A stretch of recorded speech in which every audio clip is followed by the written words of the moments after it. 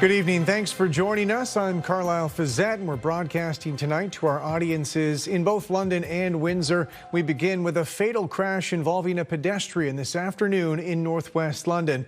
This was the scene at the Farm Boy location near Wonderland and Beaverbrook. Police say it happened around 3 p.m. and the pedestrian was taken to hospital, but she did not survive. According to police, the driver who hit the woman remained at the scene. They're also asking any witnesses or anyone with dash cam footage from the area to contact them. Windsor police say they've arrested a man accused of sexually assaulting a child who had previously been arrested by Chatham-Kent police on similar charges back in September. According to police, the 56-year-old suspect first met the victim outside a convenience store in Windsor, offering them a ride home. They say the man later paid the victim for sex multiple times between July and September. Police also say on one occasion the suspect struck the victim for refusing sex. Police have not said how old the victim is, only saying they are a minor. Canada Post and the union representing postal workers have announced a tentative agreement, potentially bringing an end to a lengthy labor dispute. A ratification vote won't happen until the new year, but as Scott Hurst reports, even if the deal is accepted, many questions will remain over the Crown Corporation's future. Labor unrest between Canada Post and its union representing 55,000 postal workers and uncertainty about the future forced this Toronto small business to make a choice. We had to go a different route this holiday season. Retailer Province of Canada ships clothing across the country, and by turning away from Canada Post, is now relying on multiple carriers to fill the gap. After last year's strike and then this September, we just didn't feel we had the confidence to go into the holiday season with them again. But a tentative deal between Canada Post and the Canadian Union of Postal Workers announced on Monday may at least provide some stability. So on the one hand, short run, good news. In the longer term, it doesn't solve the underlying structural problems. Canada Post said the agreements include a 6.5% wage increase in year one, a 3% hike in year two, and increases matching inflation in years 3 through 5. They also include enhanced benefits and a weekend parcel delivery model, which had been a key sticking point in negotiations. They are still bleeding. They are hemorrhaging incredible amounts of money. So they're a long way away from where they have to be. They've got a huge job ahead to become more dynamic and productive and competitive. And maybe that will be enough to win back at least this Toronto business. I think until this gets fully sorted out properly, then we can maybe reconsider going back to them for next year. Cup W's national board is recommending its members accept the deals. Ratification votes are set to take place early next year. Scott Hurst, CTV News, Toronto. Wildlife authorities are investigating what killed several crows in Chatham-Kent. Right now, the leading theory is avian flu, but that's not confirmed. With more on the prevailing theory, here's Travis Fortnum. It was very upsetting and like a traumatic scene. When Vanessa Skipper was visiting family in Chatham over the weekend, she never expected a simple drive through town would turn into something so disturbing. So we cried a little bit, got back in the truck. She and her partner came across dead crows scattered across a lawn off Grand Avenue with no obvious signs of what killed them. I don't like that I don't have answers. I just feel uncomfortable. Skipper shared the photos of the scene on social media where many others said they were disturbed by what they saw. But provincial officials say crow die-offs in Chatham-Kent are not rare, particularly given the large winter roosting population in the area. In a statement to CTV News, the Ontario Ministry of Natural Resources and Forestry saying large crow populations in the Chatham area make die-offs relatively common. The cause, in this case, is not yet known. So, could this be avian influenza? The ministry confirms it's working with the Canadian Wildlife Health Cooperative and that samples from the dead crows are now being tested. A spokesperson for the CWHC's Ontario and Nunavut regions says results could be available as early as Wednesday, adding that most crow die-offs in Chatham are, quote, secondary to either an infection with avian influenza virus or avian reovirus infections. Online, some have wondered if the cold snap is to blame, but the CWHC says a direct link to cold weather alone is unlikely. noting that while low temperatures can help viruses spread, they do not typically cause mass deaths on their own. There's a risk, but the risk to human in our region is very low at this time. The Windsor-Essex County Health Unit says people don't need to panic, but they should be careful around dead or sick wildlife, especially when it comes to pets and children. If you find a dead bird on your property, officials say to wear gloves and a mask, use a shovel to pick it up, and either bury it or double bag it for the garbage. And if the bird is on public property, the advice is to contact your municipality. Travis Fortnam, CTV News. It's been a week since City Council considered adding a good neighbor clause to future contracts with frontline homelessness agencies in London. Since then, new questions have come up about the impact on the people relying on those services and whether the good neighbor requirement should go both ways. Daryl Newcomb reports. At First St. Andrew's United Church, Council's proposal to add a good neighbor clause to contracts that fund frontline homelessness agencies raises a fundamental question. Should it just apply to the agencies or also the community? Neighborliness goes both ways. However, I can't really control the neighbor you're going to be to me. All I can do personally is be the best neighbor I can to you. Last week, Council referred a new procurement framework back to staff so that a potential good neighbor clause could be considered for addition to contracts that fund homelessness agencies. However, details like its scope, enforcement, and consequences remain vague. I hope we get a chance to engage. I have not as of yet. Sarah Campbell at Arcade Street Mission says she wants a healthy community in the Old East Village, but that means neighbors being neighborly to each other. It's so important that we understand what this means and make sure that the intended purpose is actually to make a healthier, more holistic community and not one that segregates or keeps people away from the services they need. I think it's always important that we not put the blame on somebody else or tell them to be a good neighbor, but try to imagine ways we can be good neighbors. City staff will draft a good neighbor clause for council consideration early in the new year. In the meantime, the agencies that serve the 2,200 Londoners currently experiencing homelessness say there's another way we can all show that we're a good neighbor. At First St. Andrew's, giving is a year-round activity, but Christmas coincides with the need for winter essentials. Mittens, hats, warm clothes, for those of us that have the ability to do so. Arcade Street Mission has a week remaining to fund 30 overnight beds inside 696 Dundas Street, a life-saving and life-changing program that relies solely on donations. We're $100,000 away, so giving financially does make a difference. It provides staffing, it provides resources, it keeps the lights on, but also the in-kind donations, coats, boots, as you're getting your new things in, cell phone chargers and new phones for people, things like that can be donated in kind to these organizations. Daryl Newcomb, CTV News. A student housing project is under construction in Windsor, being called Canada's first ever multi-story 3D printed home. Michelle Molesky has more on the expected impact on the housing needs in the region. One layer at a time, the University of Windsor is adding to the city's housing stock. We are standing in front of one of Canada's first large-scale, multi-story 3D printed residence projects.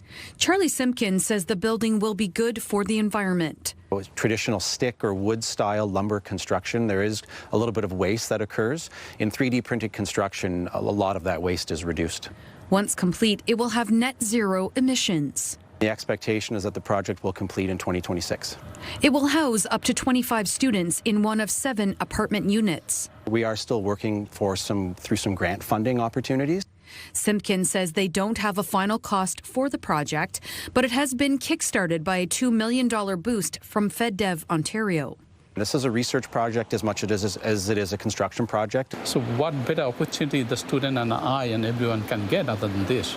Shrikanta Das's graduate students are testing the technology to make sure it's safe. Each layer roughly about, also not quite 1 inch, is roughly about 35-40 millimeter high. And they're going to place sensors inside the concrete to test emissions over the long term. As the building builds up and stays under load, as well as I'm working with other group to monitor the air quality pollutants once the building is done. Not only is this project training the next generation of engineers, Das believes it's a good way to work around the current skilled labor shortage, as not enough young people are joining the building trades. They like to more computer tech type of job. So this gives an opportunity for the younger generation to get into using the technology of construction and building, but using the more digital and tech technology to build the home. The early start to winter has delayed concrete pouring until it warms up in 2026. Das and Semkins both believe, however, the project is on schedule to be available to university students, preferably by the fall semester. On California Avenue, Michelle Molesky, CTV News. More job cuts could be on the way at Windsor's St. Clair College in the new year. According to school officials, student enrollment was down 23% this fall, which they largely attribute to a decline of roughly 3,000 international students. They had previously suspended 18 programs at the Windsor campus and several in Chatham. The college's president says despite provincial funding, further suspensions are on the table. I do believe from a St. Clair perspective that, certainly we are going to have some challenges for 26. There's no doubt about it. It's all about balancing and ensuring that, we are making some maneuvers. We are transforming the way we do things. And again, longevity of the institution is what is important. The price of some alcohol products could rise in the new year. Convenience stores, bars, and restaurants have all been getting a special 15% discount rate, part of the provincial government's plan to expand alcohol sales across Ontario. That will drop to 10% in the new year, though. A cost increase retail experts suggest will likely get passed on to the customer.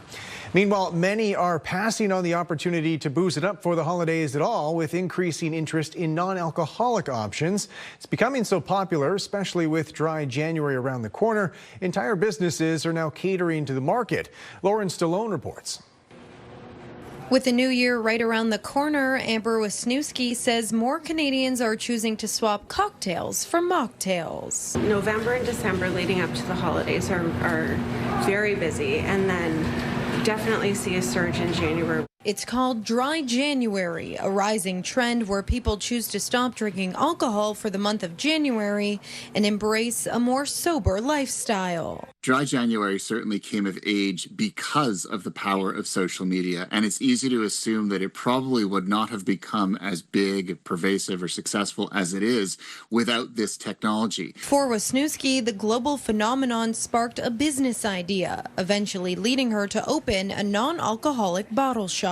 I was looking for sophisticated non-alcoholic options for myself, and then I discovered a whole range available, but weren't easily accessible here in Canada. Wisniewski says as customers prepare for the month of January, she often sees about a third more in sales. It starts to ramp up. People want options. Technology analyst Carmi Levy says as the trend continues to grow, we can expect to see more businesses jump on the bandwagon. That's how marketing operates, is there are trends that become very quickly evident in social media, and if you're a smart business, you leap on those opportunities and you go after those markets. While Statistics Canada doesn't track Dry January specifically, the latest findings released in 2025 show younger adults aged 18 to 24 were more likely to reduce alcohol intake. For some, it's a short-term challenge.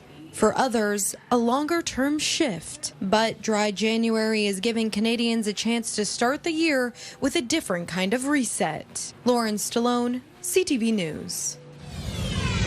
Still to come, the local athlete landing on a cereal box. His turn in the spotlight before hitting the Paralympic ice in Italy.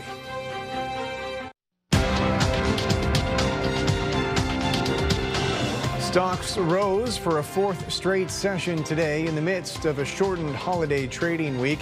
In Toronto, the TSX added 45 points. In New York, the Dow climbed 102. The Nasdaq gained 113. The Canadian dollar is up, trading at about 73 cents U.S. On commodities, gold climbed about $35 an ounce. Oil is up 35 cents a barrel. The time for holiday shopping is wrapping up, and for some customers, the bills are growing. A new survey shows Canadians are spending nearly $1,000 on holiday purchases this year. As Robert Lothian reports, some shoppers feel that figure is only scratching the surface. Counting down the hours to Christmas, shoppers are out and about. Some looking for that last gift to fill their tree. I'm just finishing up some last holiday things. While others are just getting started. I just started today. Getting into the holiday spirit, though, can come at a cost. At a time when more Canadians are watching their wallets, there's a want to stretch each dollar as far as possible. There's a lot of things on sale, maybe because I'm last minute, which I love. I wish it was Boxing Day so I could really have, break the bank. A new survey is shedding light on the cost of cashing out at Christmas time. According to the Business Development Bank of Canada, the average Canadian household is spending $943 on holiday purchases, a figure some Windsor families feel may even be low. You're a little more pickier about what you buy and what you want to choose to put on your things, but yeah. It gets more expensive, $943 for sure. That's probably about right, I guess. Yeah, maybe a little on the lower side. Maybe on the low side, perhaps. I would say that's low. I find that's low. Food and gifts. Yeah, I wish. Despite a tighter approach, the same survey finds Canadians are willing to spend on products made by Canadians. In fact, about 46% of respondents plan to increase spending on locally made products and services, an approach economists say will go a long way to helping the economy. The important part is to look at buying Canadian to encourage the Canadian economy. In this, difficult period of time, we had trade tension this year. The economy has been slowing down. Even with a big bill and an even bigger push to buy Canadian, customers say this holiday season, there's more to Christmas than what's under the tree. Getting together with family and friends and bringing back traditions and maintaining the traditions. Spending time together, having quality time. Yes, because we're all in a hurry to go nowhere. Robert Lothian, CTV News. It's looking like a green Christmas, folks. Happy holidays, Merry Christmas, and hopefully you'll enjoy it no matter what the weather conditions. We're in a bit of a break. Most of the snow as we zoom in over the Great Lakes region has moved well to the east of us. There's a chance of some light rain showers through the overnight, but temperatures have been mild across the region for the most part today, and we'll see that mild trend continue for Christmas Eve, tomorrow, Christmas Day, and maybe even Boxing Day, so you can take advantage of the sales without freezing. We'll break it down coming up. Welcome back. Gary Archibald is with me tonight. And Gary, we've had a lot of snow across the region throughout this month, so much so that I'm sure some parts of the region will be surprised with how much grass will be visible come Christmas morning. You're right about that across the board, Carlyle. Grass and dirt, we're seeing a lot of it with the snow and ice melt throughout southern Ontario. Much of the snow that has been falling as well to our north, moving east across parts of Quebec, the northeastern USA, headed towards the beautiful Maritimes and Atlantic Canada. Northwesterlies now dominate much of the lower Great Lakes. In fact, the Great Lakes region in its entirety is quite windy. Westerlies, northwesterlies, gusty, especially north of London and then northeast towards Shelburne. Mount Forest caught into northwesterlies, gusting in that 70+ K region through the overnight into tomorrow morning. We might get a brush of rain, perhaps late Christmas Day, the evening overnight into Boxing Day. And Boxing Day is likely to still be mild, green, and wet. But for now, the next 24 to 48 hours, relatively speaking, not a lot of rainfall and not likely to see any snowfall. The overnight temperatures projected, here they are. A range from about -2 in Windsor, Essex to -7 in Collingwood country. There's snow on the ground there, though. Let's take a look at the 7-day forecast for the great city of London. The highs and lows anticipated, and it may surprise, as Carlyle pointed out, sunshine. Tomorrow, a mixture of sun and cloud, and then sunnier still as we go from Christmas Eve to Christmas Day. 2, then +3, and then a rainy Boxing Day with a freezing rain risk. Worrisome, because there's going to be quite a few people out there on area roads and sidewalks trying to hustle for those Boxing Day savings. Temperatures will fall a week from now, back to more seasonal, if not below seasonal values. The Midwest, similar looking forecast. Early rain showers before dawn, giving way to sunshine. A fair weather day for Christmas. A high +2, that's about 2 degrees above seasonal. And then we're looking at that mix for Friday, Saturday, and parts of Sunday. Monday, cold enough to see flurries. The next system that could bring snow a week from now. Tuesday, look at the highs next week. In the minuses and several degrees below seasonal. And that's the trend. We are in a mild, warm slot for the next 5 days straight before a cutting cold front introduces us back into winter-like conditions, although we are definitely in the winter season. Next couple of days feels more like March of 2026, like we've leapfrogged. The rainfall tallies Friday, Saturday, Sunday could be significant. So rain gear required. Boxing Day, definitely, and into the last weekend of 2026. That's a look at your weather. Happy holidays, everyone. To you as well, Gary. A national support program has taken root in the Windsor area, helping veterans with life after service. As Sanjay Maru reports, it's a place where participants can talk openly about memories, trauma, and the civilian transition. Because of my stature, I'm supposed to be the big, strong one. And I mean, I have issues too, I'm not gonna lie. We all do. For many who served, whether decades ago or more recently, talking about what they lived through hasn't always come easy. But inside this Legion Hall, those stories are finally being shared. Because you've dedicated your life to service, but we also need to take care of ourselves. This is Buddy Check, a peer-run support group, a space designed by military veterans for military veterans, with guidance from a psychologist recognized by Veterans Affairs Canada. Among those veterans is one whose military career ended after she was medically repatriated from Afghanistan, diagnosed with multiple sclerosis that began developing while deployed. I started unpacking some of my experiences and realized that I was carrying around quite a lot. She says the program has helped her process both the trauma of service and the sudden loss of the career she planned to build. It's been very helpful, and people from all different generations and all different types of service have common experiences. Any soldier can be brave at any given time. You react one way to one situation, you come across the same situation a couple days later, you're going to react totally different. It all depends on your mental state. It could even depend on what you ate that day.